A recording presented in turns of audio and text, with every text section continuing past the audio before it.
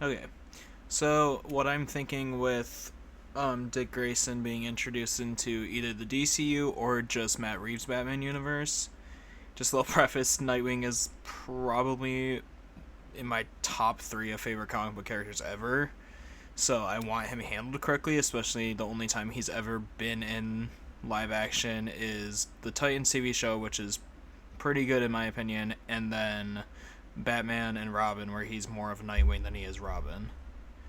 But with him possibly getting used in the Batman Part 2 with hints they've been dropping, and I have my own theories of how you can follow that kind of procedure, and especially with kind of the quote unquote villain they think is going to be in it. So with the comments from Matt Reeves being like it's going to be a, I don't remember exactly what he said, but something along the lines of it's something that he never knew existed in Gotham and that corruption goes deeper and deeper. I think that's hinting towards the Court of Owls, which, a little preface, the Court of Owls is a higher up criminal society within the higher ups in Gotham's history and like the rich folk, and it's kind of just got put into them. And actually, the Waynes originally were supposed to be part of the Court of Owls, and he didn't end up wanting to be. There's some timelines where that fits into why he was killed, why Batman's parents were killed. And usually, how Dick Grayson gets introduced is kind of similar, where his parents get murdered, and then of course, Batman being there and helping Dick out, trying to get him adopted, but ends up actually adopting him into his own family. I say the Court of Owls are the ones that put the hit out on the Flying Graysons.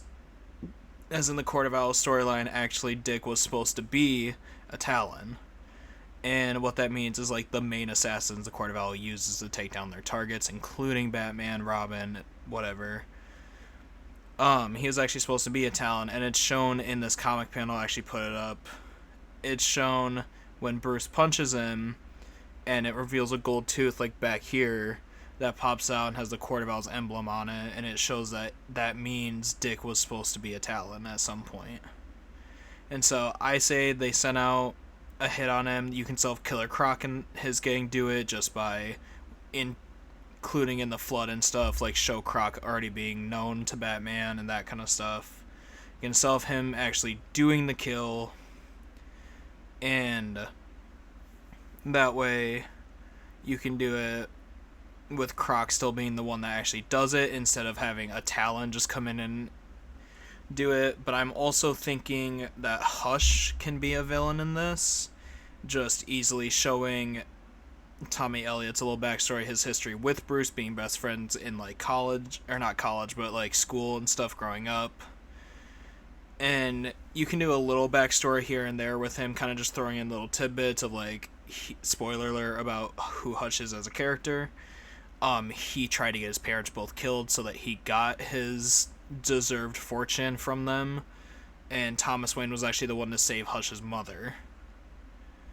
And so how I would have Hush introduced is like maybe some random sightings of Bruce Wayne here and there that like obviously Bruce and Alfred know it wasn't him, and they're just like, huh, what is this? Put it on the back burner. I have to deal with the court and figure out all of this, and figure out what to do with Grayson, and figure out how I want to handle that. Alfred obviously convincing Bruce to adopt Grayson full time, and how I would fully introduce Hush, like the first time we see him, is after Bruce adopts Dick and everything, have him go and pick Dick up from school one day, and I mean, Dick knowing Bruce enough, having Alfred pick him up every day and everything, would be a little suspicious, being like, okay, this isn't normal, and ask Bruce, hey, why did you why are you picking me up and not Alfred? And then Hush can say something to the effect of, well, Alfred just got busy at the house or at the manor, whatever.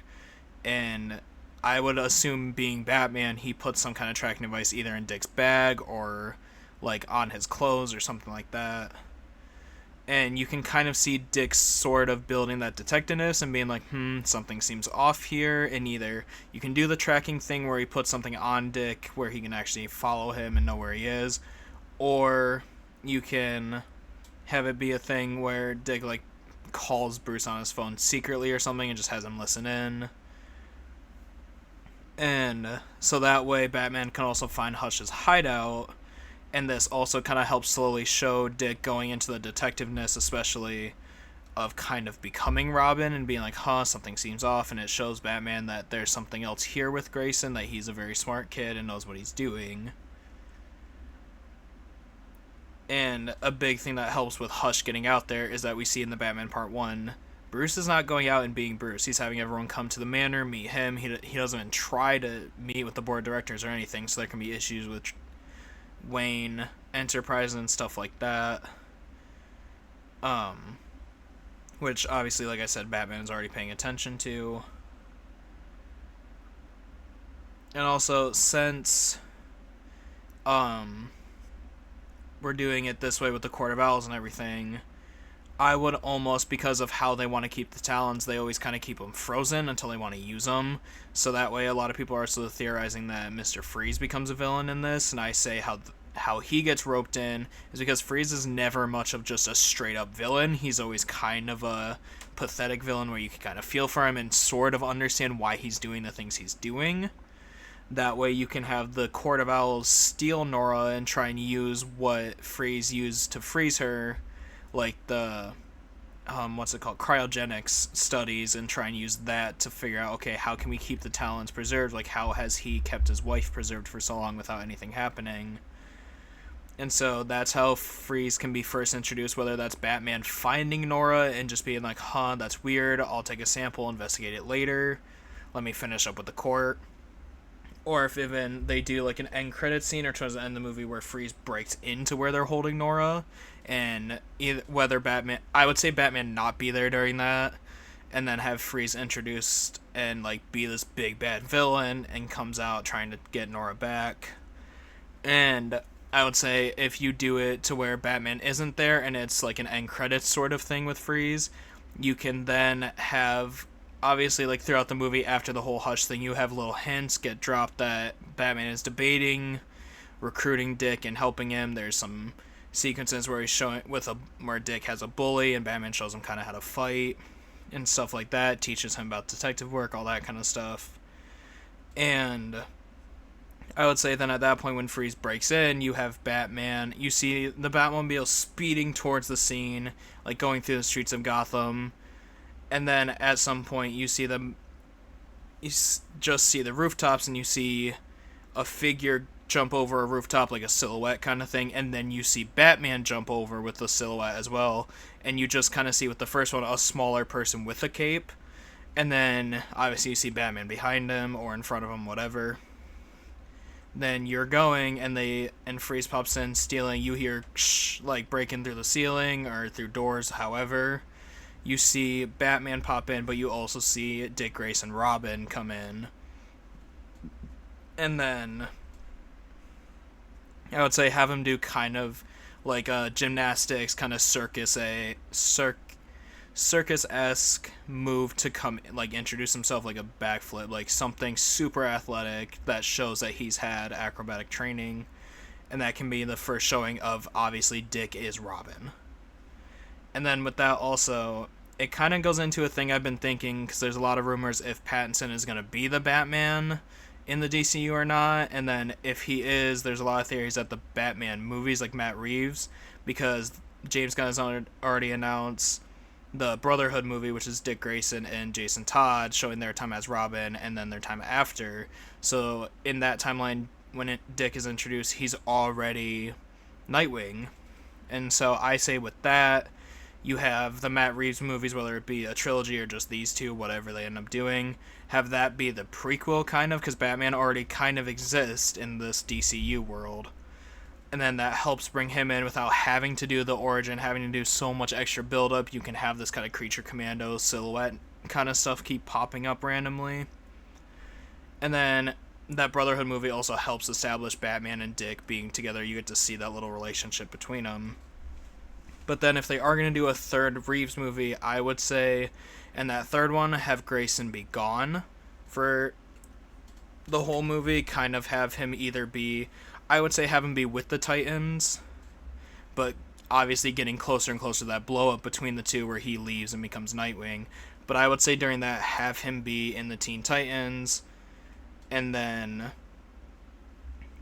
since Dick has been with the Titans full time, Bruce runs into Jason Todd, have that kind of shown where Jason's stealing the wheels off the Batmobile, have him kind of bring in Jason and kind of start doing the same thing he did with Dick, adopt him, train him, kind of have him become Robin.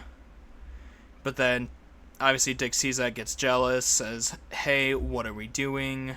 Like, why are you bringing in another boy? I thought I was your son. What is this all going on? If you're just going to act like this, I'm just going to go off and do my own thing with the Titans. And Bruce kind of be like, well, you've been so preoccupied with them that I needed someone here in Gotham with me. And just show Gotham kind of running into turmoil because Batman's alone again and not having that help from Dick.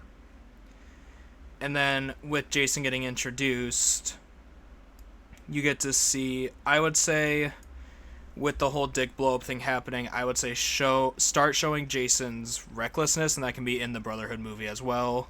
Show that Jason is not Dick and that he is probably not super suitable to be Robin, almost in a way. And then I would say also, obviously when this is happening, it's towards the end of the Titans era, because James Gunn did say he's having the original lineup for the Teen Titans, so I say have that be before Brotherhood and before he comes Nightwing. I would say almost towards the end of the Titans movie, that's when you have that big blow up between Bruce and Dick, and kind of where Jason gets brought in. You kind of have that aspect of Dick being on his own, being away from Batman, already kind of setting up his own solo-ness, and then you have them fucking freak out and have Robin become Nightwing. And obviously that's after the big blow up. He comes back to the Titans as Robin. He's all pissed off, and the Titans do their big mission, whether it's Deathstroke, whether it's Trigon, whatever they want to do as a big first villain. You have that end, and kind of Cyborg be like, okay, I think I need to be alone for a minute, like I need a second. Dick be like, okay, I'm tired of this, Batman doesn't think I can do anything on my own, I'm gonna go and be Nightwing. And then another way you could do this is towards the end of the Titans movie. Obviously it's after, because Nightwing already has to exist. A little bit into Batman's DCU run, you have Jason's death, obviously, as death in the family. Then you obviously have that storyline happen, and you get to see Bruce kind of being super aggressive and super brutal, back to like how he was at the beginning, snapping people's arms, being very aggressive, almost to the level of killing people, but obviously not. And then, because with that, you have Dick either still with the Titans as Nightwing, or you just have him on his own in Bloodhaven. And then, hold on,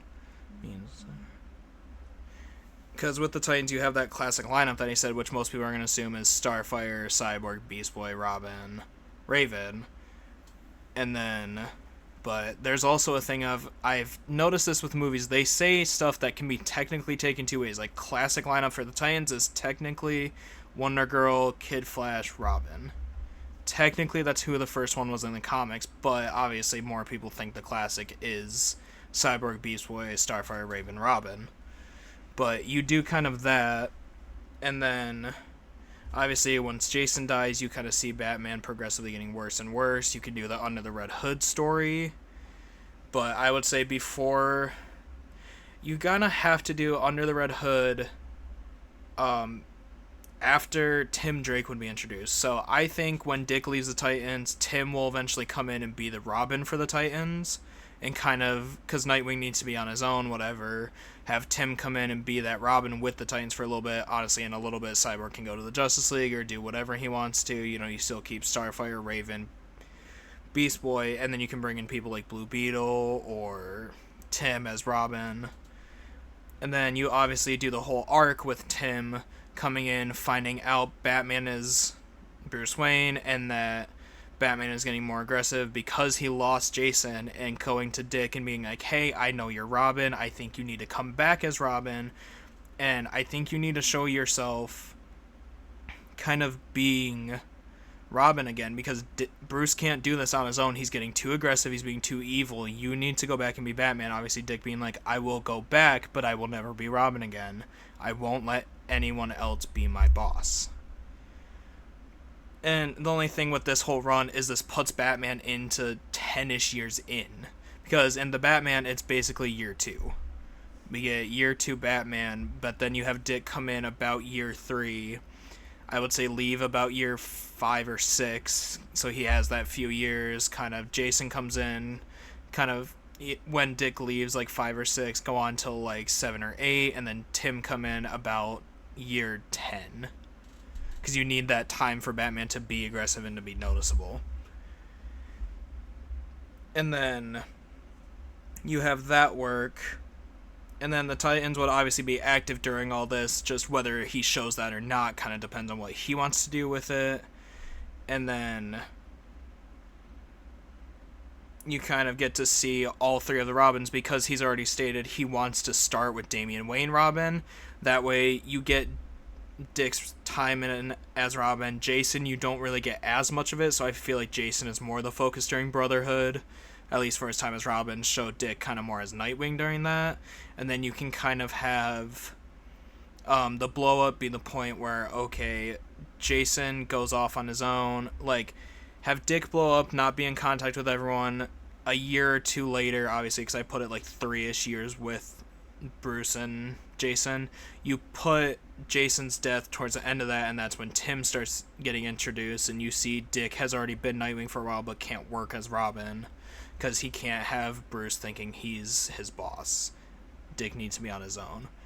And that way you kind of have that whole setup of bringing Battinson into the DCU, and then also you get time with all the Robins, because that's the one thing with bringing in Damian Wayne so quick, is you kind of also need to see Batman with Ra's al Ghul at some point, because obviously you need that connection to Talia, but James Gunn is kind of good at doing the thing of not showing every little intricate part. You did not get to see